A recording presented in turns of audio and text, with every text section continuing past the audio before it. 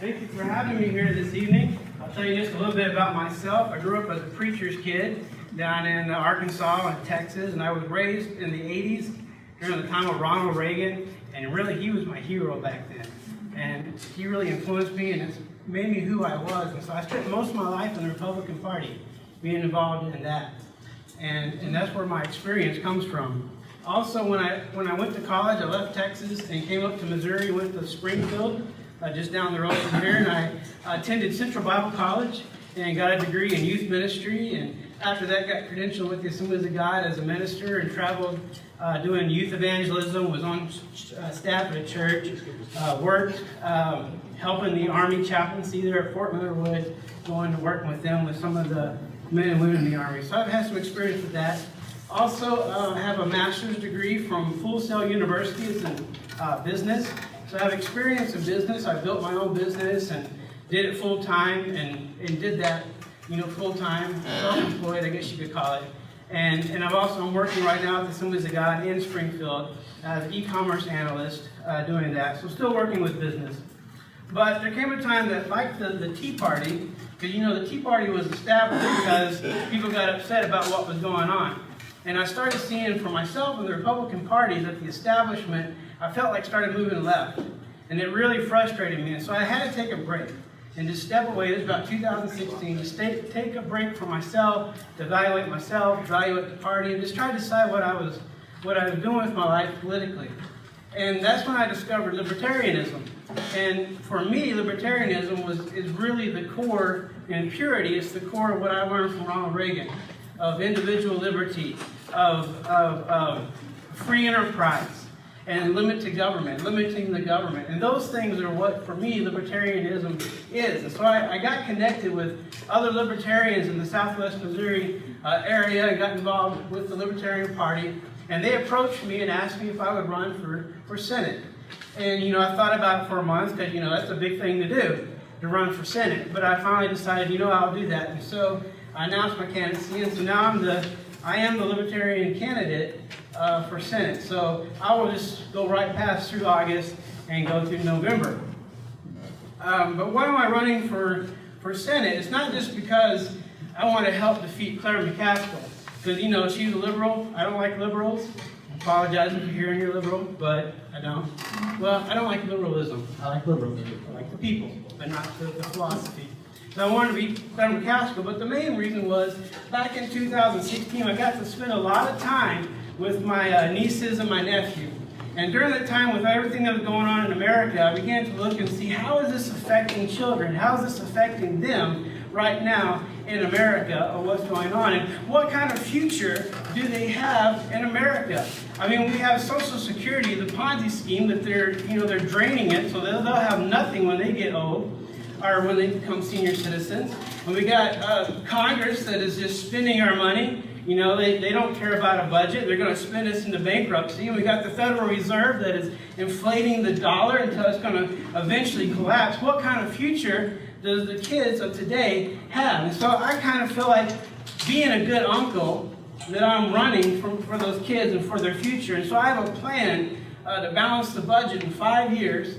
And we can do it also with increasing our prosperity and increasing the economy, but we can do it without a penny of tax. Because as my friend over here said, taxation is theft. And we don't want taxation, so I don't want to raise a penny of your taxes. I want to balance the budget in 5 years. I also have a plan for taxation, because it was that first Tea Party that we were talking about a little bit earlier, that they told King George, taxation without representation. We don't want that. And so I have a plan to try to bring some representation back into taxation so that you can dictate where your taxes go. I mean, how many feel that they're representing you with your tax dollars, where they're spending your tax dollars? Probably not too many people here believe that. And so I have a plan that we're putting together right now. So if you'll check out our website's over there. You can come by and see what the web address is. Over the next month, we're going to have that on our website about the plan for taxation and tax reform. Now, usually, it's kind of awkward to say, hey, if you're from another party, will you vote for me? Could maybe be Republican, will you vote for me? But right now there's something going on with the Republican Party that they're flooding money into the primary for Josh Hawley. And you got people like Christie who are doing a great job and out there working hard, and their voters are sacrificing for the candidate. And the Republican Party, the establishment, is just kind of pushing it aside and going to put all their money behind Josh. And so I think that's the wrong thing. So he can become the candidate. But you know what? As I see him, more and more I begin to think that he's just a Republican in name only. That's what we used to call him, with rhinos back in the day. And I'm thinking that's what he is. Not because he broke his promise and said he wasn't going to run for Senate, he wasn't going to climb ladders. Not because of that, but because of things like the Second Amendment. I believe he is weak on gun laws. But you know what?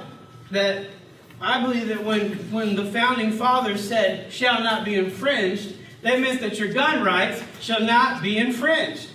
And so we need to stand up against someone like that wants to take your guns. And also, not only is he weak on gun laws, but he will throw someone under the bus, like Brighton's just recently. You know, he didn't stand up for someone in his own party. And so when he gets to Washington, we know the Democrats are already foaming at the mouth to try to go after the president when they have nothing yet, and they never have anything. And see, I believe that you're innocent until proven guilty. And unless they can come up with something substantial, I'm not going to follow down that path. I'm not going to pander to the Democrats. But I'm not sure that he won't do that, because he's pandering to the Democrats here in Missouri. But I believe in pandering to the Constitution. Yes. What does it say up here? We the people. It's not we the federal government, not we Congress, not we the Supreme Court, not we the executive branch, but we the people, you and me. The power is about us.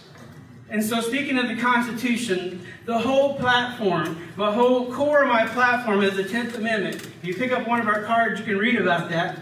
But the 10th Amendment says that all power that is not specified to Congress and specified to the federal government belongs to the states, but ultimately belongs to the people. It belongs to you. And so my mission is to take back the power. See, Congress has overstepped their bounds and taken the power that belongs to you. But I want to go to Washington and take back the power that belongs to you. So will you help me? Will you join other patriots such as Rand Paul, Justin Amash, and Thomas Massey? Take back the power. Woo!